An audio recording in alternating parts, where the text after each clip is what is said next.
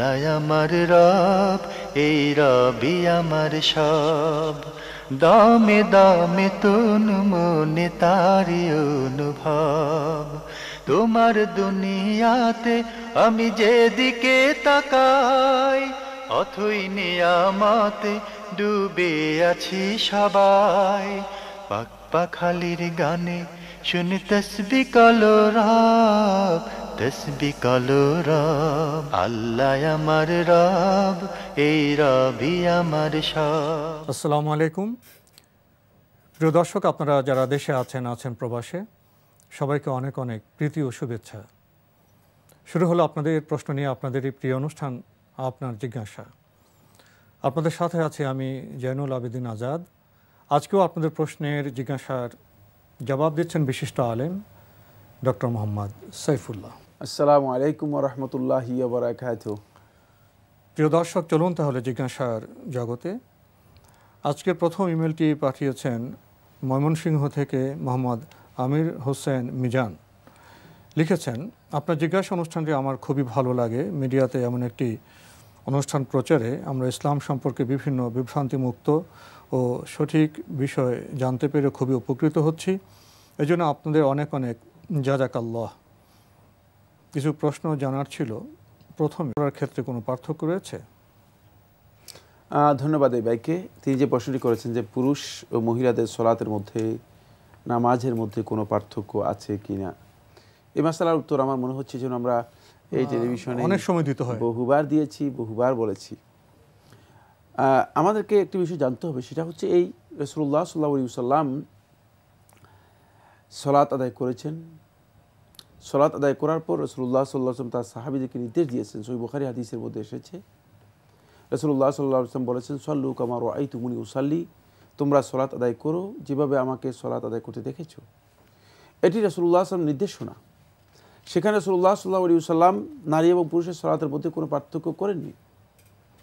রাসূলুল্লাহ সাল্লাল্লাহু আলাইহি ওয়াসাল্লাম সলাত যারা বর্ণনা করেছেন তারাও কেউ নারী এবং পুরুষের সলাতের মধ্যে কোনো পার্থক্য করেননি। আর এই বিষয়টি এত গুরুত্বপূর্ণ যে, কারণ ঈমানের পরে সবচেয়ে গুরুত্বপূর্ণ ইসলামের রক্ষণ হচ্ছে ইকামাতুস সালাহ, সলাত কায়েম করা, সলাত আদায় করা। তাই এই ব্যাপারে রাসূলুল্লাহ সাল্লাল্লাহু আলাইহি ওয়াসাল্লাম যদি পার্থক্য থাকতো অবশ্যই অবশ্যই সুস্পষ্টভাবে এই পার্থক্য বর্ণনা করে যেতেন। রাসূলুল্লাহ সাল্লাল্লাহু আলাইহি ওয়াসাল্লাম একটি হাদিসের মধ্যেও এই ধরনের কোনো বক্তব্য আসেনি যে রাসূলুল্লাহ সাল্লাল্লাহু আলাইহি ওয়াসাল্লাম নারী এবং পুরুষের সলাতের মধ্যে কোনো ধরনের পার্থক্য করেছেন। পরবর্তী সময় উলামায়ে কেরাম, আল্লাহ রাব্বুল আলামিন তাদেরকে উত্তম জাযা দান করুন, তারা নিজেরাও ইজতিহাদ করেছেন, গবেষণা করেছেন। তারা নিজেরা গবেষণা করে নিজেদের ইজতিহাদের মাধ্যমে নিজেরা কিছু পার্থক্য তৈরি করেছেন। এই পার্থক্য তৈরি করেছেন তাদের ধারণা অনুযায়ী, এর উপর কোনো দলিলও নেই। এবং এই পার্থক্যটুকু যারা তৈরি করেছেন, যে সমস্ত উলামায়ে কেরাম, তারা কেউ কেউ 17টি পার্থক্য, কেউ কেউ 21টি পার্থক্য, বিভিন্ন পার্থক্যের কথা উল্লেখ করেছেন। যেহেতু এটা একান্ত ইজতিহাদ, গবেষণা নির্ভর বক্তব্য, দলিল যেহেতু এটাকে সহযোগিতা করে না, এই জন্য কোনো যুগে কোনো আহলুত তাহকিক, মুহাক্কিক উলামায়ে কেরাম এই বক্তব্যকে গ্রহণ করেননি, যেহেতু দলিল নেই। আর রাসূলুল্লাহ সাল্লাল্লাহু আলাইহি ওয়াসাল্লামের মহিলা সাহাবিয়াত, মানে মহিলা সাহাবী যারা ছিলেন, তারা তো রাসূলুল্লাহ সাল্লাল্লাহু আলাইহি ওয়াসাল্লামের সালাতের কথা বর্ণনা করেছেন। যদি মহিলাদের জন্য রাসূলুল্লাহ সাল্লাল্লাহু আলাইহি ওয়াসাল্লামের সালাতের ব্যাপারে কোনো ভিন্ন নির্দেশনা থাকতো, তাহলে অবশ্যই অবশ্যই আল্লাহ রাসূল সাল্লাল্লাহু আলাইহি ওয়াসাল্লামের মহিলা সাহাবী যারা ছিলেন তারা এই বিষয়ে বর্ণনা করতেন। তারা কেউ বর্ণনাও করেনি। তাই এটি মূলত আমি মনে করে থাকি যে এই যে পার্থক্যটুকু, এটি একান্ত ব্যক্তিগত বিষয় বা ব্যক্তিগত কারো পার্থক্য গবেষণা, ইসলাম এটাকে সমর্থন করেনি। ফলে কোরআন এবং হাদিসে যেহেতু এর কোনো দলিল নেই, এর সমর্থনের কোনো বক্তব্য নেই, তাই এই পার্থক্যটুকু না করাটাই হচ্ছে সুন্নাহ। পরবর্তী সময় যারা সুন্নাহ অনুসরণ করবে তারা এই ধরনের পার্থক্য করবে না, এটাই না করাটাই হচ্ছে সুন্নাহ। তাই যেহেতু রাসূলুল্লাহ সাল্লাল্লাহু আলাইহি ওয়াসাল্লাম পার্থক্য করেন নাই, সুন্নাহ দ্বারা প্রমাণিত হয় নাই, নারী এবং পুরুষের সলাতের মধ্যে পার্থক্য করাটা মূলত দলিল ভিত্তিক নয়, বরং এটা একদল উলামায়ে কেরামের নিজস্ব ইজতিহাদ, যার উপর কোনো দলিল বা কোনো প্রমাণ নেই। ভাই, আপনি আরও লিখেছেন, মসজিদে নামাজ পড়ার সময় দেখা যায় অনেকে নাভির নিচে হাত বাঁধেন, কেউ বা নাভির উপরে, কেউ বা আবার বুকে হাত বাঁধেন। আমার প্রশ্ন হলো, হাত বাঁধার সহি নিয়মটা কি? ইখতিলাফি মাসালা আলোচনা করেছেন, মানে আগেও আমরা এই বিষয়গুলো আলোচনা করেছি। সলাতের মধ্যে হাত বাঁধার ব্যাপারে আলিমদের যথেষ্ট মতপার্থক্য, মতবিরোধ রয়েছে। দুটি প্রসিদ্ধ মত রয়েছে, তার মধ্যে একটি হচ্ছে বুকের উপর হাত বাঁধা, আর একটি হচ্ছে নাভির নিচে হাত বাঁধা। নাভির নিচে হাত বাঁধার ব্যাপারে অভিমতটি ফিকহুল হানাফিতে, হানাফি মাযহাবের উলামায়ে কেরাম গ্রহণ করেছেন। কেউ কেউ এটাকে ইমাম আবু হানিফা রাহমাতুল্লাহ বক্তব্য হিসেবে চালিয়ে দিয়েছেন। কতটুকু সত্য সেটা আল্লাহ তাআলাই ভালো জানেন, যে নাভির নিচে হাত বাঁধার ব্যাপারে মানে ফিকহুল হানাফিতে এটাকে মানে তারা গ্রহণ করেছেন। এই মর্মে একটি হাদিস আলী ইবনে আবি তালেব থেকে বর্ণনা করা হয় থাকে। এই হাদিসটি বাতিল, গ্রহণযোগ্য নয়। এই হাদিসটি একেবারেই গ্রহণযোগ্য নয়, দুর্বল। শুধু দুর্বল নয়, মুনকার, মোটেও গ্রহণযোগ্য নয় এই হাদিসটি। তো এটার উপর নির্ভর করে তারা অনেকেই নাভির নিচে হাত বেঁধে থাকেন। দ্বিতীয় যে বক্তব্যটি প্রসিদ্ধ সেটি হচ্ছে বুকের উপর হাত বাঁধা। এই মর্মে রাসূলুল্লাহ সাল্লাল্লাহু আলাইহি ওয়াসাল্লামের হাদিস রয়েছে, এবং একটি হাদিস শেখ নাসিরউদ্দিন আলবানী রহমতুল্লাহ সহি বলেছেন।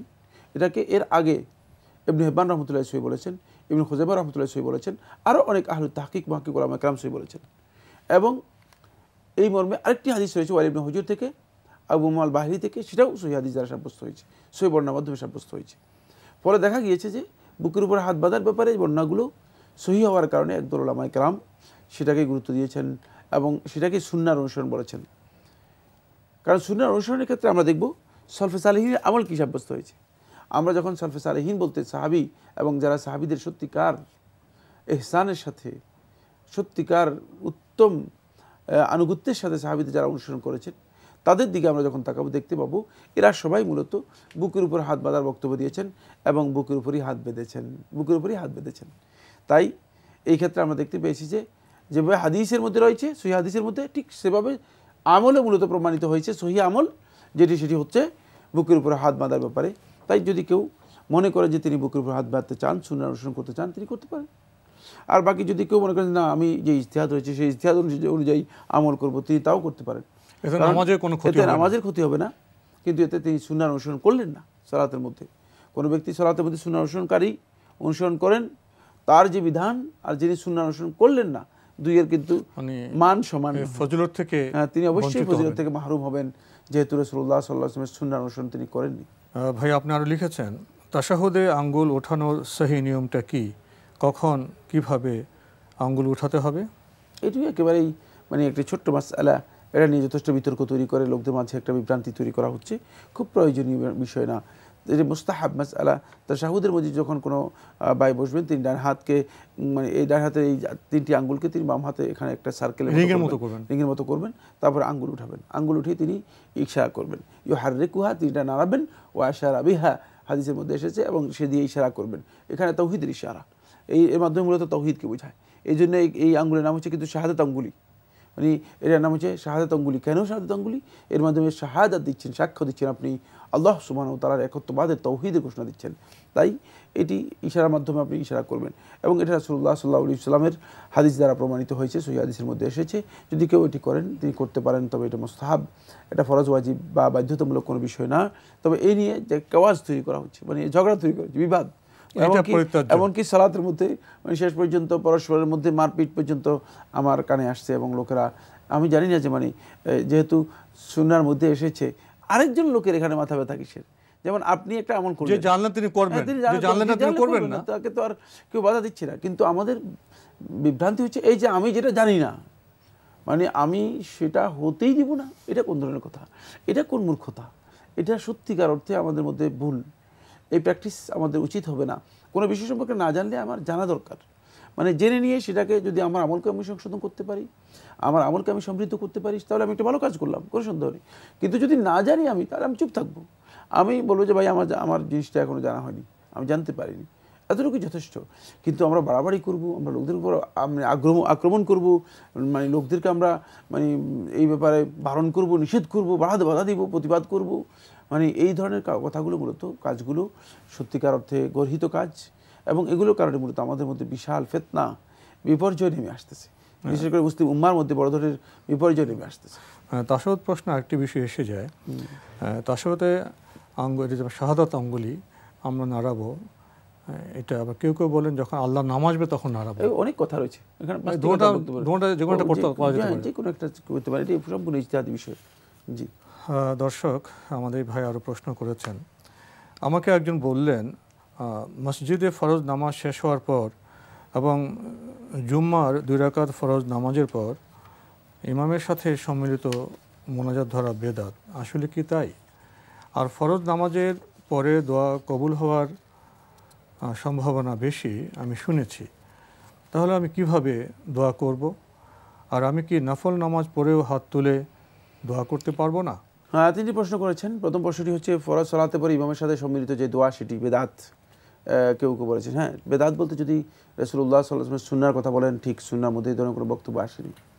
রাসূলুল্লাহ সাল্লাল্লাহু আলাইহি ওয়াসাল্লাম যেটা করেন নাই, সাহাবীরা যেটা করেন নাই এবং রাসূলুল্লাহ সাল্লাল্লাহু আলাইহি ওয়াসাল্লাম যেটা করতে বলেন নাই, সেটাই বেদাত মূলত। এটি সুন্নাহর পরিপন্থী কাজ, কোনো সন্দেহ নেই, এটি হাদিস দ্বারা প্রমাণিত হয়নি। কিন্তু আপনি যেটি বলেছেন ঠিকই বলেছেন, ফরজ সালাতে পরে যদি কেউ দোয়া করে আল্লাহ রাব্বুল আলামিনের কাছে করতে পারেন, একান্ত ব্যক্তিগতভাবে তিনি দোয়া করবেন। সেটা যে প্রক্রিয়া আমরা করে যাচ্ছি সেটা নয়, কারণ এই প্রক্রিয়ায় বা এই পদ্ধতিতে এই ধরনের কোনো দোয়া রাসূলুল্লাহ সাল্লাল্লাহু আলাইহি ওয়াসাল্লাম কোনো হাদিসের মাধ্যমে সাব্যস্ত হয়নি। তবে রাসূলুল্লাহ সাল্লাল্লাহু আলাইহি ওয়াসাল্লাম ফরজ সালাতে পরে যে আজকারগুলো উল্লেখ করেছেন, সেগুলো কোনো ব্যক্তি আদায় করার পরে তিনি যদি দোয়া করতে চান তিনি দোয়া করতে পারবেন। কিন্তু আজকারগুলোও করলেন না, তাহলে সুন্নাহ লঙ্ঘন করে আপনি মানে যে দোয়া করছেন এই দোয়া আপনার মূলত উচিত নয়, যেহেতু সুন্নাহ পরিপন্থী কাজ, সেটাও সুন্নাহ পরিপন্থী কাজ হয়ে যাবে। আর যদি এক বাক্যে বলতেন, আর নফল নামাজের পরে, নফল নামাজের শেষে কি দোয়া করতে পারবেন? নফল সালাতের পরেও আপনি যদি একা একা দোয়া করতে চান করতে পারবেন। এবার আমাদের হাতে যে ইমেলটি, এটি পাঠিয়েছেন সুলতান আকন, গজনবী রোড, ঢাকা থেকে। আপনার আগের ইমেল একটি প্রশ্ন রয়ে গিয়েছিল, আপনি জানতে চেয়েছেন জাকাতের টাকা কি ইসলাম প্রচারের খাতে ব্যয় করা যাবে? হ্যাঁ, জাকাতের একটি খাত রয়েছে, সেটাকে আল্লাহ সুবহানাহু ওয়া তাআলা বলেছেন ফি সাবিলিল্লাহ, আল্লাহর রাস্তায়।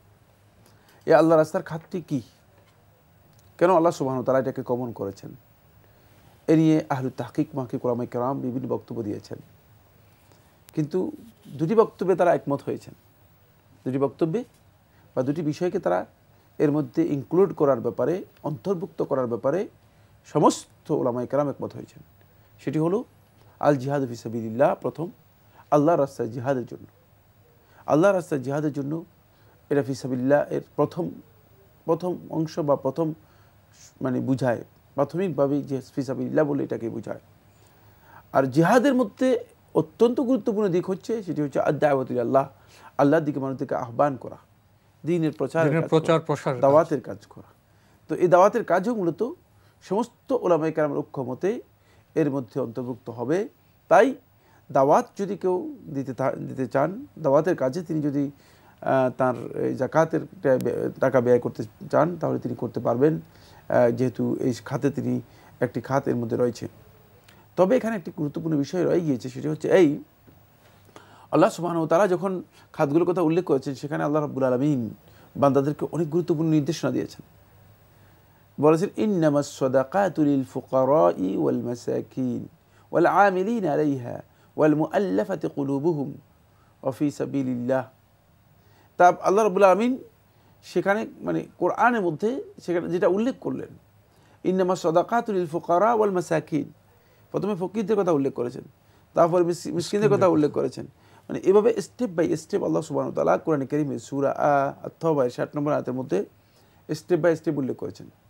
যদি সমাজের মধ্যে একেবারেই হতদরিদ্র মানুষ এত বেশি হয়ে যায় যে তাদেরকে আপনি জাকাত না দিলেই তারা ক্ষতিগ্রস্ত হয়ে যাবে, তাদের জীবনযাপনই চলবে না, খাওয়া পড়া চলবে না, তাদের যে মানবিক নিডস যেগুলো আছে, মানে যেগুলো অপরিহার্য নিডস, যেগুলো তাদের পূরণ করতেই হবে, মৌলিক যেগুলো প্রয়োজন, যেগুলো তাদের মানে না হলেই নয়, এমন কাজগুলো যখন তাদের পূরণ হবে না, তাহলে তো তারা আসলে মানবেতর জীবনযাপন করবে, বরং তারা ইসলাম থেকে বেরিয়ে যাবে।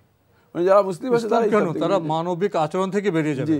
ফলে এই জন্য সেখানে খেয়াল রাখতে হবে যে আল্লাহ রাব্বুল আলামিন যে কোরআনে কারীমের মধ্যে মানে এই নির্দেশনা দিয়েছেন, সেই নির্দেশনার অনুসরণ করতে হবে। শুধু ফি সাবিলিল্লাহর জন্য সমস্ত টাকা আপনি বলে যে আমি দাওয়াতি কাজের জন্য সমস্ত টাকা দিয়ে দিব, মানে বাকি এরা সবাই আপনার আশেপাশে ভিক্ষুকরা না খেয়ে মানে মারা যাবে, আর আপনি তাকে দেখবেন, তাহলে কিন্তু আপনি জাকাতের টাকা আসলে এখানে কি ওই ভারসাম্যের প্রশ্ন চলে আসে।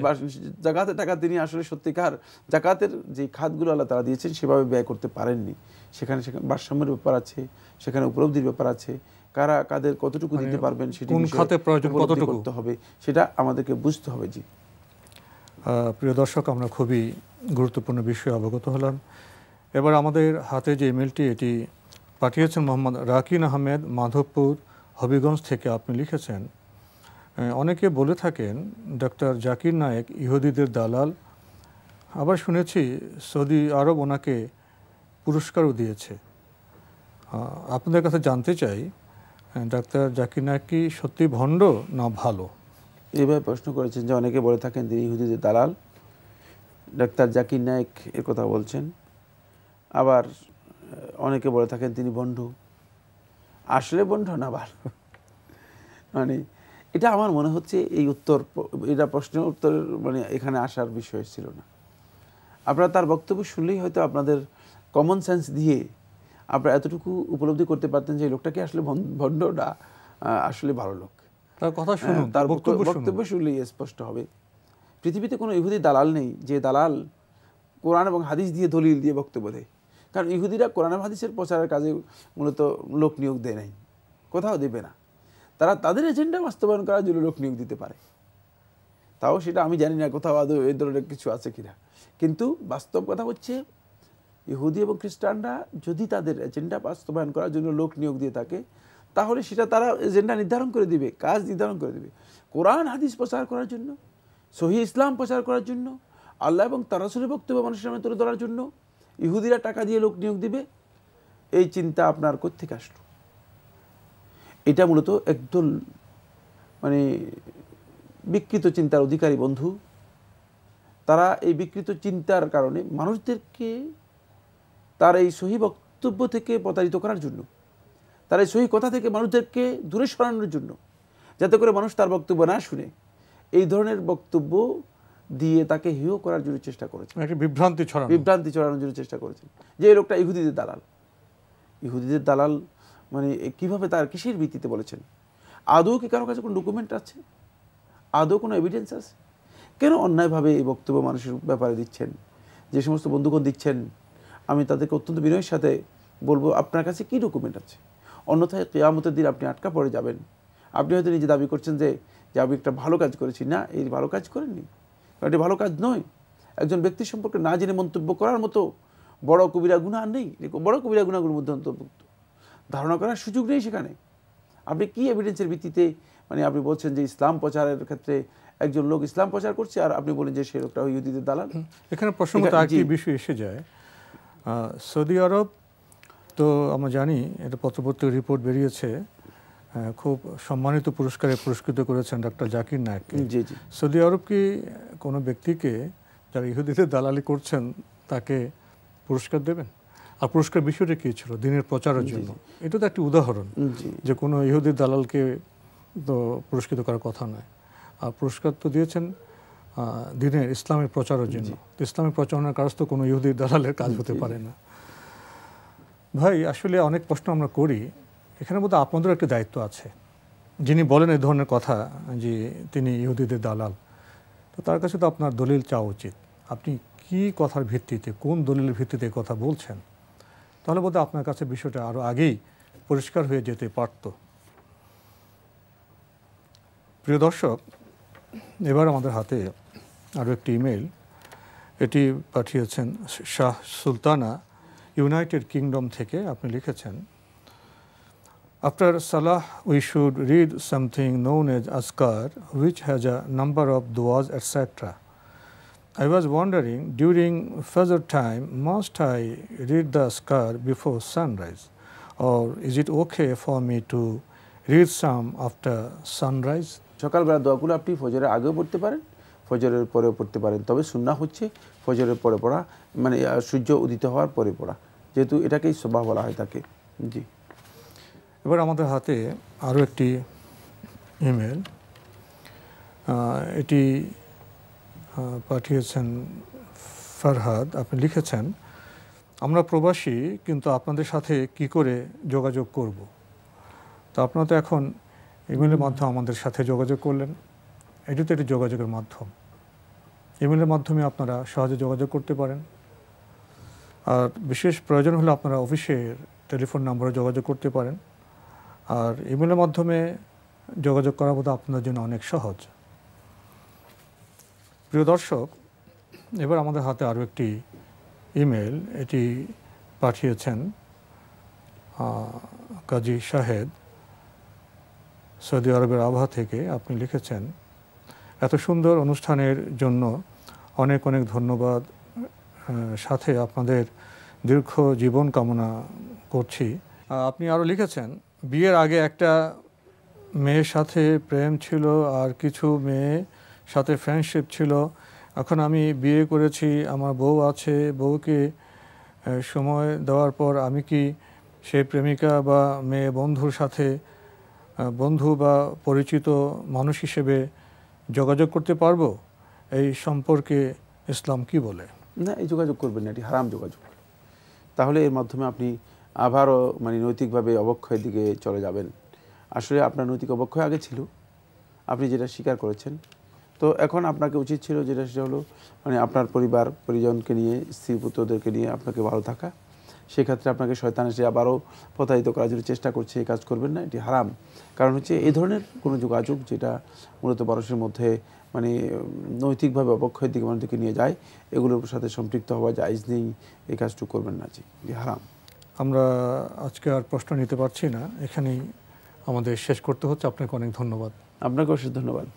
প্রিয় দর্শক, আপনারা চিঠি লিখুন, প্রশ্ন পাঠান আমাদের ঠিকানায়। পরিচালক আপনার জিজ্ঞাসা, এনটিভি, বিএসসি ভবন, 7ম তলা, 102 কাজী নজরুল ইসলাম এভিনিউ, কারওয়ান বাজার, ঢাকা 1215।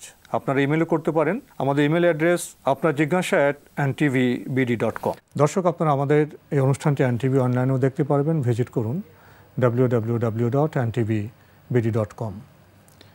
প্রিয় দর্শক, আপনারা সবাই নিরাপদে থাকুন, থাকুন শান্তিতে। আসসালামু আলাইকুম। আমার রব, এই রবি আমার সব, দামে দামে তুন মনে তারি অনুভব।